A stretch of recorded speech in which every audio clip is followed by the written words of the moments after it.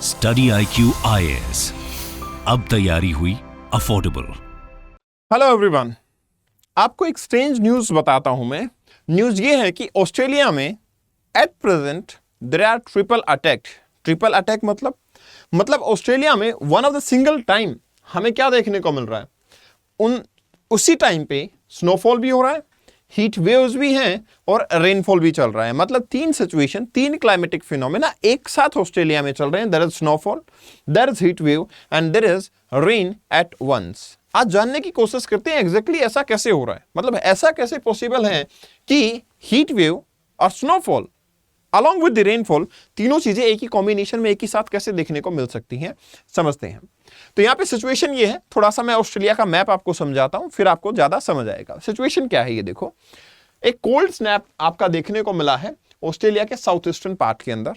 Apart from this Queensland जो है आपका पार्ट है, वहां पे आपको हीट वेव्स देखने को मिलती हैं। चलिए ऑस्ट्रेलिया के मैप पे चलते हैं और समझते हैं कि सिचुएशन क्या है, कहां पे आपका हीट वेव है। देखिए ये क्वींसलैंड स्टेट है ऑस्ट्रेलिया का।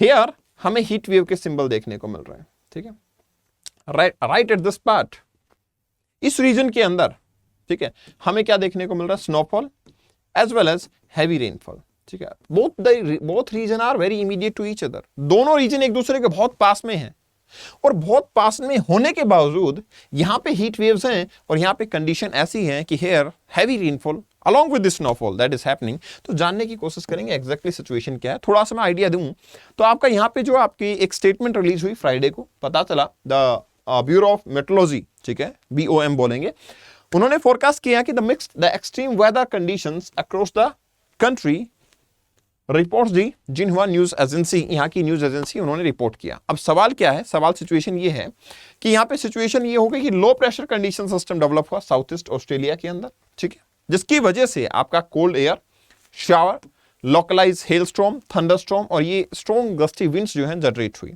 इसके अपोजिट में मतलब वहां पे ही ऑब्वियसली टेम्परेचर फॉल डाउन हुआ, तो न्यू साउथ वेल्स के पार्ट में भी आपका ओवर द नाइट स्नोफॉल देखने को मिला। विक्टोरिया रीजन के अंदर ओवर द नाइट आपका स्नोफॉल जो है देखने को मिला। This is New South Wales, this is Queensland. तो यहाँ पे हीट वेव है और यहाँ पे आपका क्या है, स्नोफॉल चलता जा रहा है। सवाल है कि ऐसा कैसे हो सकता है।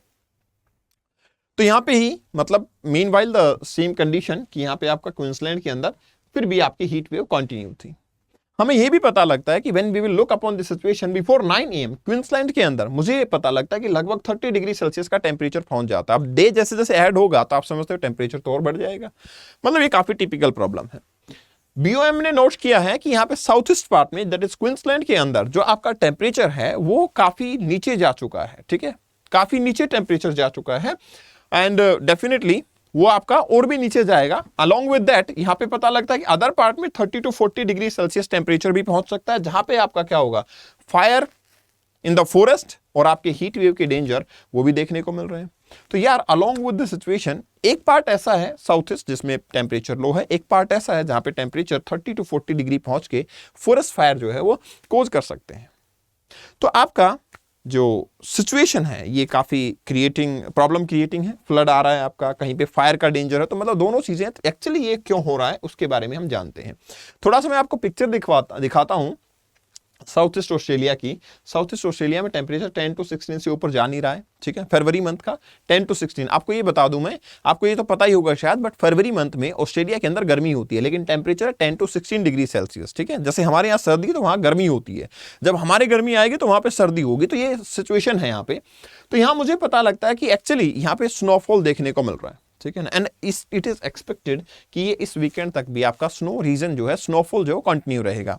अब देखिए मैं आपको रीजन बताता हूं कि exactly why this is happening, ठीक है। ये बेल्ट है, ठीक है, इस बेल्ट पे आप देख सकते हो हीट वेव सीवियरिटी जो है ये कब का है, 22 फरवरी 2023। यहाँ का जो आपका ब्यूरो ऑफ मेट्रोलॉजी है इन्होंने ये दिया कि 3 डेज का हीट वेव सिचुएशन जो है आपका देखने को मिलेगा। कहाँ पे, आपके इस पर्टिकुलर पार्ट के अंदर। तो heat waves are going to be situation for the 3 days starting from the Thursday that is 2 February 2023। ये इनकी मेट्रोलॉजी ने बताया, पिक्चर दिखाई हुई है कि ये एरियाज हैं जहां पे extreme heat wave, severe heat wave, low intensity heat wave इस हिसाब से आपकी चलेंगी। तो देखो ये कुछ एरियाज तो ऐसे हैं जो सीवियर हीट वेव के अंदर आने वाले हैं ऑस्ट्रेलिया में।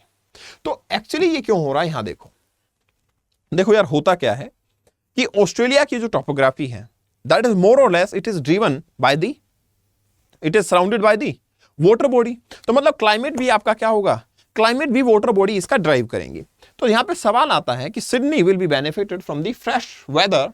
कब तक होगा फ्रेश वेदर? फ्रेश वेदर होगा 30 डिग्री का मिनिमम टेम्परेचर पहुंच जाएगा। सिडनी की लोकेशन में आपको दिखा देता हूं, हियर इज सिडनी। तो ये कह रहे हैं कि धीरे धीरे फ्रेश वेदर होगा, मतलब क्योंकि रेनफॉल हो चुका है, स्नोफॉल हो चुका, सब कुछ हो जाए, ठीक है, फ्रेश वेदर तो हो जाएगा, 30 डिग्री का टेम्परेचर भी पहुंच जाएगा जेन्युइनली, लेकिन लाइट क्लाउड कवर रहेगा, but still it will take little time. तो सिडनी का टेम्परेचर धीरे धीरे क्लिम अप करेगा और then after we can say कि हाँ सिचुएशन नॉर्मल हो जाएगी। बट एज ऑफ नाउ क्या प्रॉब्लम चल रही है, यहां देखो ऑस्ट्रेलिया जो है वो आपका आता है सदर्न हेमिस्फीयर में, पहली चीज, ठीक है।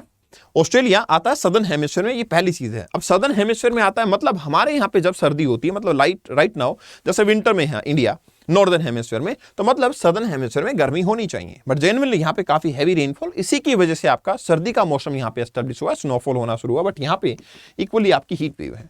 मैं आपको एक और डायग्राम दिखाता हूँ, उससे समझेंगे आप, ठीक है। देखो यहाँ पे कुछ रीजन दिए जाते हैं, उसको भी समझा दूंगा मैं, पर यहाँ पे ये डायग्राम देखो, यहाँ ये डायग्राम देखोगे तो आपको पता लगेगा this is ocean current. Ocean current में क्या होता है, ये है कोल्ड करंट, ठीक है। जो भी करंट हाई लैटिट्यूड रीजन से लो लैटिट्यूड पे जाता है वो कोल्ड करंट होता है, ठीक है। लेकिन उसके अपोजिट अगर कोई ऐसा करंट है जो कि लो से हाई लैटिट्यूड पे आ रहा है तो वो वार्म करंट कहलाता है। तो एग्जैक्टली जो ईस्ट ऑस्ट्रेलियन करंट है वो है वार्म करंट।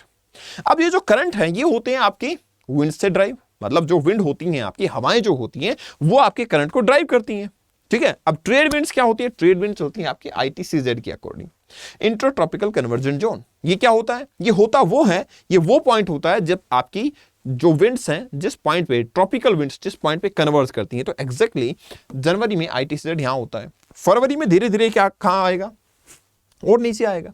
फरवरी में क्या करेगा, ये नीचे आएगा, ये ऊपर।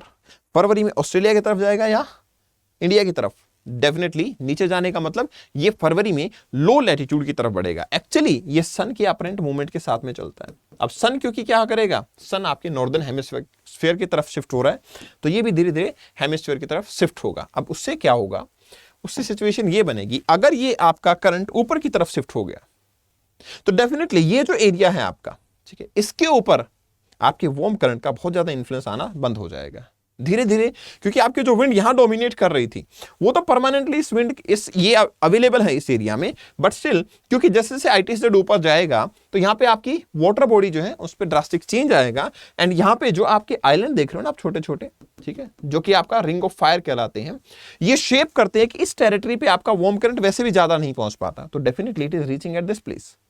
तो यहां पे जो आपका वार्म करंट रीच कर रहा है, वार्म करंट में टेम्परेचर हाई होता है, और क्योंकि अभी के टाइम पे आपकी विंड इतनी स्ट्रॉन्ग नहीं है कि वो वार्म करंट को किसी और प्लेस पे भी ले जा सके या मॉइस्चर को कहीं और डिस्ट्रीब्यूट कर सके। दैट्स व्हाई मॉइस्चर से जो रेनफॉल है वो सिर्फ इसी रीजन में हो रहा है, ठीक है।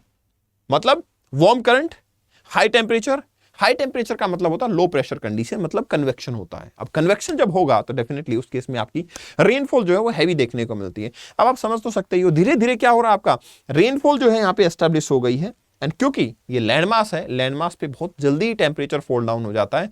दैट्स व्हाई यहाँ पे क्या है, टेम्परेचर कंडीशन काफी लो हो चुकी है। उसके कॉन्ट्रोडिक्टरी इस रीजन के अंदर, मतलब आपके ऑस्ट्रेलिया के अपर पार्ट के अंदर, क्वींसलैंड के अंदर, क्योंकि यहाँ पे ओशियन करंट कुछ इस तरीके से मूव करते हैं, तो इस एरिया में तो वार्मनेस हुई, लो प्रेशर क्रिएट हुआ, रेनफॉल हो गया, बट यहाँ नहीं हो पाया अनफॉर्चुनेटली। तो ये कंडीशन का लैंड मास जल्दी से ठंडा नहीं हुआ, इट इज स्टिल वार्म। अगर वार्म है तो यहाँ पे क्या होगा, आपकी ऑब्वियसली हीट वेव्स देखने को मिल जाएंगी, but right at this place क्योंकि टेम्परेचर फॉल डाउन हो गया, मॉइस्चर अपने आप में काफी हाई है, इससे आता है एक सैचुरेशन पॉइंट। अब सैचुरेशन पॉइंट पे एक इंपॉर्टेंट टेम्परेचर होता है जिसको बोलते हैं ड्यू पॉइंट।